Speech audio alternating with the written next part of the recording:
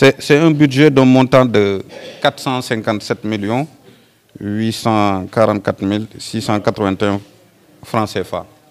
Donc c'est un budget important. Il y a le budget de fonctionnement qui est de 261 844 681 francs CFA et le budget d'investissement de 196 millions de francs CFA. Donc c'est un budget qui a été voté à l'unanimité par les conseillers, en tout cas de ceux qui étaient présents. Il y avait 36 sur 40. Donc ils ont voté le budget à l'unanimité. D'ailleurs, je profite de l'occasion pour les remercier pour la confiance, de remercier encore les collaborateurs, à commencer par le premier vice-président, les deux les deux vice-présidents et les deux secrétaires élus, mais aussi et surtout le secrétaire général, voilà, qui ont abattu un travail extraordinaire pour nous permettre d'arriver à ce niveau-là. Bon, nous, depuis que nous sommes arrivés, les priorités fondamentales, c'est surtout les investissements.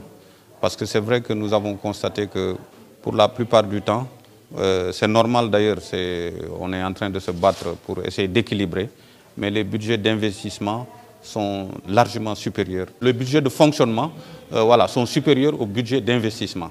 Donc aujourd'hui, nous sommes en train de nous battre, en tout cas pour faire en sorte qu'il y ait l'équilibre dans ce domaine-là. Les grands projets, nous l'avons dit, c'est dans le domaine, par exemple, de l'éducation. Nous avons en tout cas l'ambition de construire un collège à Ndiormi, à Kongori, pardon, parce que nous avons constaté qu'aujourd'hui la ville elle est en train de s'agrandir de ce côté et que toutes les infrastructures sont vers ce côté. Donc nous avons estimé qu'il faut quand même prendre en charge ces préoccupations. Mais nous avons constaté aussi, par exemple, quand vous regardez le pont de Ndiormi, pendant la saison des pluies, nous constatons souvent qu'il y a une coupure. Ils ont du mal à traverser pour venir en centre-ville, dans le centre-ville. Donc nous avons estimé quand même qu'il faut construire des ouvrages de franchissement. Donc c'est la même chose aussi à Silakunda, parce que là aussi je pense que c'est un problème que tout le monde connaît ici. Au mois d'août, septembre, il y a des difficultés pour en tout cas rejoindre la commune de Kédougou. Donc là aussi, nous avons décidé de construire en tout cas des ponts d'affranchissement. Maintenant, dans le domaine des infrastructures aussi, de la gouvernance, nous avons décidé de construire le siège.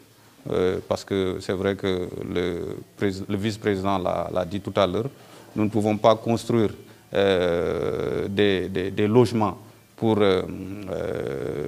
comment je veux dire, pour les infirmiers, pour les médecins. Nous ne pouvons pas construire des infrastructures un peu partout et oublier quand même le conseil départemental parce que nous avons besoin aujourd'hui de quitter cette location. En tout cas, l'objectif, c'est de faire tout. C'est ce que nous avons décidé quand même pour les 5 ans à venir, c'est de faire tout là où nous sommes en location, de construire pour sortir de la location, parce qu'on sait qu'aujourd'hui nous sommes en train de donner beaucoup d'argent par rapport à ces infrastructures. Je l'ai dit aussi tout à l'heure, nous avons l'infrastructure, en tout cas qui est une infrastructure phare pour le conseil départemental, c'est la construction de l'immeuble pour les étudiants.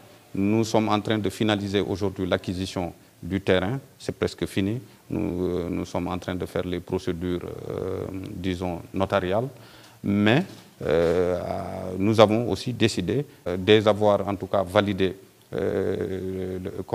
l'acquisition du terrain, de construire l'immeuble. On sait que bon, ce ne sera pas pour une année, ce sera peut-être pour 2 ans, 3 ans.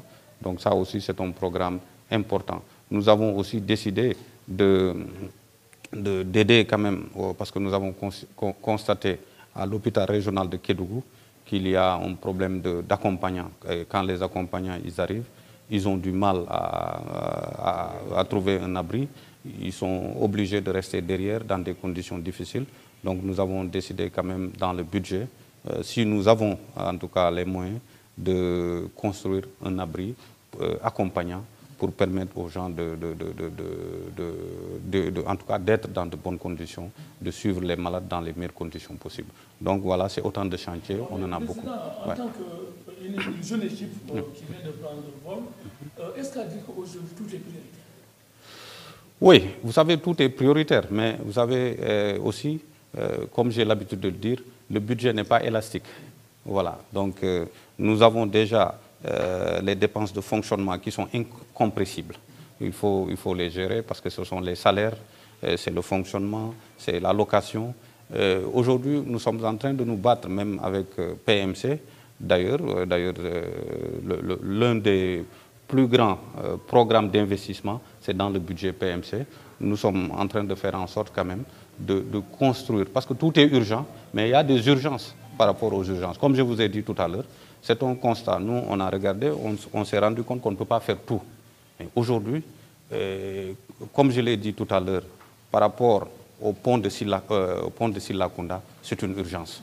Par rapport au pont de Diormi, c'est une urgence.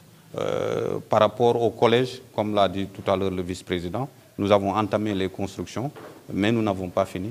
Il faut finir ce collège-là. Nous sommes en train de réhabiliter le bloc scientifique et technique. Ça aussi, c'était une urgence parce qu'on s'est rendu compte qu'il y a un matériel important, extrêmement cher, mais les bâtiments sont en train de se détériorer. Et si on n'y prenait pas garde, si on n'y réhabilitait pas, le matériel risquait de se dégrader. Donc tout est priorité, mais on essaye de voir les priorités parmi les priorités. Voilà. Voilà, le message que je peux lancer, en tout cas, c'est d'abord souhaiter à toutes les populations de Kédougou, je dirais de la région même, bonne et heureuse année 2023. Et je souhaite que cette année soit d'abord une année de paix, parce que c'est quand on a la paix qu'on pense à beaucoup d'autres choses. Que ce soit une année de paix, et ensuite que ce soit une année de santé et de prospérité, parce que pour tout humain, la santé est prioritaire. Quand on a la santé, on pense à autre chose, mais si on ne l'a pas, c'est un peu compliqué.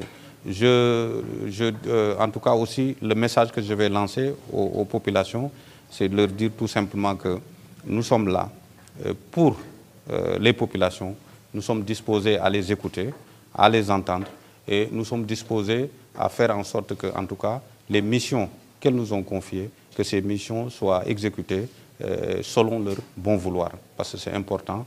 Nous sommes élus, et l'élu, son rôle, c'est de faire tout pour satisfaire les exigences de ces populations. Donc, en tout cas, vous aussi, les journalistes, parce que vous nous avez accompagnés pendant tout le temps là, tout ce temps, et à chaque fois qu'on a une activité, vous êtes présents. Je vous souhaite bonne et heureuse année. Je souhaite beaucoup de promotion pour vous. J'aimerais demain vous voir peut-être à la tête des rédactions et autres. Vraiment, merci beaucoup.